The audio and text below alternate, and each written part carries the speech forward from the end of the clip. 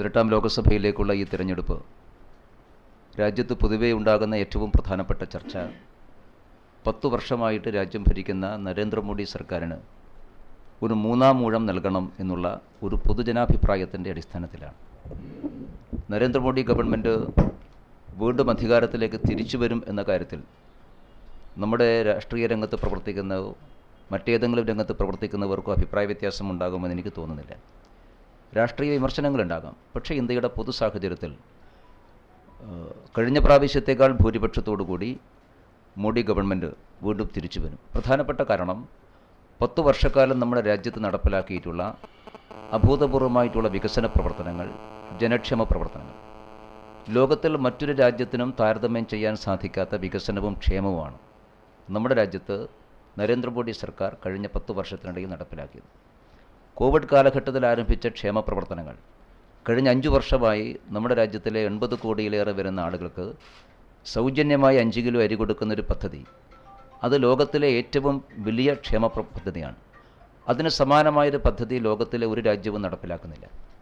അതുപോലെ തന്നെ ആരോഗ്യരംഗത്ത് ആരോഗ്യ സുരക്ഷയുമായി ബന്ധപ്പെട്ടുകൊണ്ട് ആയുഷ്മാൻ ഭാരത് പദ്ധതിയും ലോകത്തിലെ ഏറ്റവും വലിയ ആരോഗ്യ സുരക്ഷാ പദ്ധതിയാണ്. ഇതുപോലെ എണ്ണമറ്റ പദ്ധതികളുണ്ട്. അത്തരം ക്ഷേമ പ്രവർത്തനങ്ങളും വികസന പ്രവർത്തനങ്ങളും നടത്തുന്നു എന്നുള്ളതാണ് നരേന്ദ്രമോദി സർക്കാരിനെ ജനങ്ങൾ വീണ്ടും വീണ്ടും പിന്തുണക്കാനുള്ള കാരണം. പ്രതിപക്ഷ പാർട്ടികളെ സംബന്ധിച്ചിടത്തോളം അവർക്കുണ്ടാകുന്ന അസ്വസ്ഥതകളും പ്രയാസങ്ങളും മനസ്സിലാക്കാവുന്നതേയുള്ളൂ. ഒന്ന്, നരേന്ദ്രമോദി സർക്കാരിനെതിരായിട്ട് കൃത്യമായ ഒരു രാഷ്ട്രീയ ആരോപണം ഉയർത്താൻ ഇവർക്കാർക്കും സാധിച്ചിട്ടില്ല. അഴിമതിയോട് സീറോ ടോളറൻസ് എന്ന സമീപനം സ്വീകരിച്ച ഗവൺമെൻറ്റാണ് മോഡി ഗവൺമെൻറ്. പാർലമെൻറ്റിനകത്തോ പാർലമെൻറ്റിന് പുറത്തോ കഴിഞ്ഞ 10 വർഷമായി ഒരു അഴിമതി ആരോപണം ഉന്നയിക്കാൻ, രാഷ്ട്രീയ ആരോപണങ്ങളാകാം, പക്ഷേ അഴിമതി ആരോപണം ഉന്നയിക്കാൻ സാധിക്കാത്തത് ഈ ഗവൺമെൻറ് അഴിമതിയോട് കാണിക്കുന്ന സന്ധിയില്ലാത്ത നിലപാടിൻ്റെ ഭാഗമായിട്ടാണ്. അത് ഏത് അധികാര സ്ഥാനത്തിരിക്കുന്ന ആളോടും ഒരേ സമീപനമാണ്. നേരത്തെ ഡൽഹി മുഖ്യമന്ത്രി അറസ്റ്റിലായ കാര്യം സൂചിപ്പിച്ചു. ഡൽഹി മുഖ്യമന്ത്രിക്കെതിരായിട്ട് പരാതി കൊടുത്തത് ഡൽഹിയിലെ കോൺഗ്രസ് പാർട്ടിയാണ്. ആ പരാതിയാണ് ഫോർവേഡ് ചെയ്ത് ഇഡിയുടെയും അതുപോലെ തന്നെ CBIയുടെയും മുമ്പിലുള്ളത്. അവിടെ BJPയുടെ ഡൽഹി ഘടകമല്ല പരാതിക്കാർ കോൺഗ്രസിൻ്റെ ഡൽഹി ഘടകമാണ്. അന്ന് പരാതി കൊടുക്കുന്ന സമയത്ത് ഡൽഹി PCC പ്രസിഡന്റ് അരവിന്ദ് കെജ്രിവാളിനെ വിശേഷിപ്പിച്ചത് ഡൽഹി കണ്ട ഏറ്റവും വലിയ കൊള്ളക്കാരനെന്നാണ്. ഇതേ പദമാണ് ഉപയോഗിച്ചത്. അപ്പോൾ ഡൽഹി കണ്ട ഏറ്റവും വലിയ കൊള്ളക്കാരനെന്ന് ഒരു 6 മാസം മുമ്പ് വിശേഷിപ്പിച്ച ഒരു വ്യക്തി എങ്ങനെയാണ് 6 മാസത്തിനിപ്പുറത്ത് നല്ലയാളാവുന്നത് എന്നുള്ളതിന് കോൺഗ്രസ്സിന് കൃത്യമായ മറുപടി ഇന്നേ വരെ ജനങ്ങളോട് പറയാൻ വേണ്ടി സാധിച്ചിട്ടില്ല. തിരഞ്ഞെടുപ്പ് എടുക്കുമ്പോൾ ഇവരെ എല്ലാ പാർട്ടികളും ഒരുമിച്ച് കൂടി രാഷ്ട്രീയമായി ഒരുമിക്കുന്നു. അതുപോലും INDA എന്ന് പറയുന്നൊരു മുന്നണിക്ക് നരേന്ദ്രമോദിക്കും NDAയ്ക്കും ബദലാകാൻ സാധിക്കുമോ എന്നുള്ള കാര്യത്തെ സംബന്ധിച്ചിടത്തോളം ജനങ്ങൾക്ക് കൃത്യമായ ബോധ്യമുണ്ട്. INDA എന്നുള്ള പേരിട്ടത് ബംഗാളിലെ മമതാ ബാനർജിയാണ്. അവർ ആ പരസ്യമായി ആ മുന്നണിയിൽ നിന്ന് ബാക്കൗട്ട് വെച്ചു. അപ്പോൾ മുന്നണിയുടെ രൂപീകരണത്തിന് നേതൃത്വം കൊടുക്കുന്ന പാർട്ടികൾ പോലും ഇല്ലാത്ത ഒരു പാർട്ടിയെ സംബന്ധിച്ചിടത്തോളം എങ്ങനെയാണ് ജനങ്ങളെ അഭിമുഖീകരിക്കാൻ സാധിക്കുക? രണ്ടാമത്തെ കാര്യം, ആരാണ് INDA മുന്നണിയുടെ നേതാവ്? ഒരു തെരഞ്ഞെടുപ്പിൽ ഒരു മുന്നണിക്കൊരു നേതാവ് വേണം. അത് രാഹുൽ ഗാന്ധിയാണോ അതോ മല്ലികാർജ്ജുൻ ഖാർഗെയാണോ?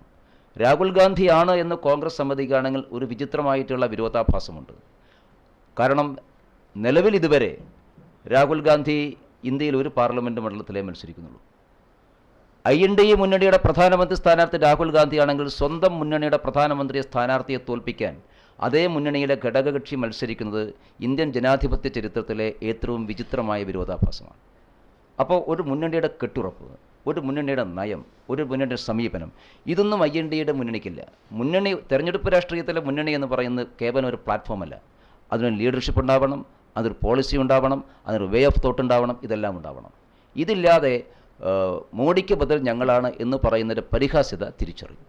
രണ്ടാമത്തെ കാര്യം, കോഴിക്കോടിനെ സംബന്ധിച്ചിടത്തോളം ഞാൻ കോഴിക്കോട് എനിക്കെതിരായിട്ട് മത്സരിക്കുന്ന 2 പേരും ഒരാൾ രാജ്യസഭയിലും ലോകസഭയിലുമുള്ള ആൾക്കാരാണ്. അവരെല്ലാവരും കോഴിക്കോടിൻ്റെ വികസനത്തിന് വേണ്ടി ധാരാളം ചെയ്തിട്ടുണ്ട് എന്നിട്ട് അവകാശപ്പെട്ടു. എനിക്ക് ചെയ്യാൻ അവസരം കിട്ടിയിട്ടില്ല. അതുകൊണ്ട് തൽക്കാലം അവർക്കൊരു വിശ്രമം കൊടുത്ത് എനിക്കൊരു അവസരം തരണം എന്നുള്ളതാണ് ഞാൻ പറയുക.